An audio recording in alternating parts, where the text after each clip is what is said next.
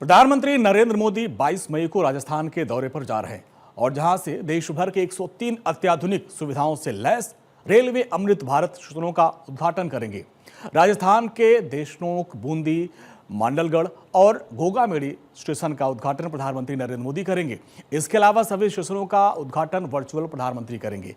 PM Modi के इस दौरे को लेकर भारतीय रेल प्रवक्ता information and publicity ED Dilip Kumar से भारत 24 ने खास बातचीत की। आप भी सुनिए। भारतीय रेल केवल यातायात का साधन नहीं है, बल्कि सामाजिक, आर्थिक और सांस्कृतिक धरोहर भी है। हमारे साथ बात करने के लिए मौजूद हैं भारतीय रेल के प्रवक्ता दिलीप कुमार, जिनसे बात करेंगे कि जिस तरह से रेलवे तमाम सिस्टम डेवलप कर रहा है, अब अमृत भारत स्टेशन डेवलप किए गए हैं। कितने स्टेशन हैं सर, और क्या प्रोजेक्ट है इसको लेकर के? अमृत भारत स्टेशन योजना की शुरुआत 2 साल पहले की गई थी और इस योजना के तहत देश भर के 1300 से अधिक स्टेशनों का विकास किया जाना है। इस श्रृंखला में हम लोगों ने 100 से अधिक स्टेशनों का विकास कर लिया है और जो योजना थी उन स्टेशनों की उसको पूर्ण कर लिया है। हम चाहते हैं कि जो भारतीय रेल के स्टेशन है वो शहर के सिटी सेंटर के रूप में, शहर की पहचान के रूप में स्थापित हो और इसीलिए वहाँ की संस्कृति, वहाँ की विरासत, वहाँ के ऐतिहासिक महत्व के आलोक में स्टेशनों का विकास किया जा रहा है। और जो बिल्डिंग है उसमें जो डिज़ाइन बनाई गई है बिल्डिंग की, वह वहाँ की आध्यात्मिक सांस्कृतिक विरासत के अनुकूल बनाई गई है।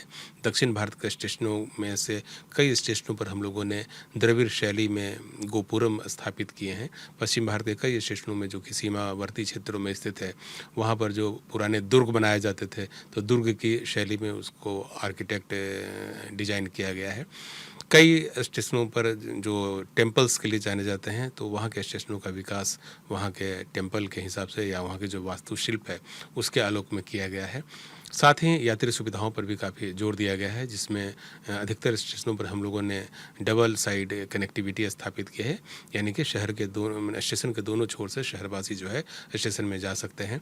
फुट ओवर ब्रिजेस अधिकतर स्टेशनों पर पहले से ही हैं, उनमें से कई को हम लोगों ने और बड़ा किया है। वेटिंग एरिया और जो लॉन्ज है उसको और बेहतरीन बनाया गया है। जो सर्कुलेटिंग एरिया है और हमारा जो पार्किंग है उसमें भी पहले यदि जितनी गाड़ियों के लगने की व्यवस्था उससे कहीं ज़्यादा दुगनी या तिगनी विस्तार जो है हम लोगों ने पार्किंग एरिया का किया है। साथ ही शौचालय, लिफ्ट, एस्केलेटर, साइनेजेस, इन सब को नए सिरे से हम लोगों ने डिज़ाइन करवाया है। सर, लगभग कितने राज्य इससे लाभान्वित हो रहे हैं और लगभग कितने स्टेशन होंगे डेवलप?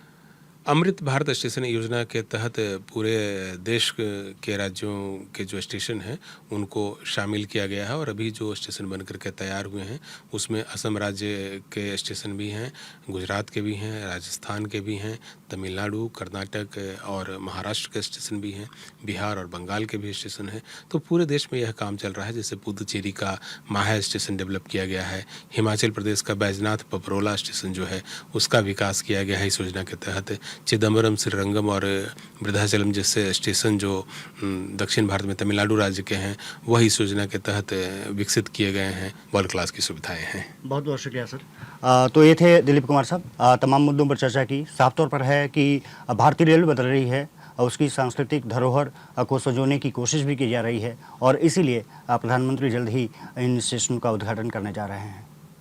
कैमरामैन सुमन के साथ मैं अक्षय राय, भारत 24, दिल्ली।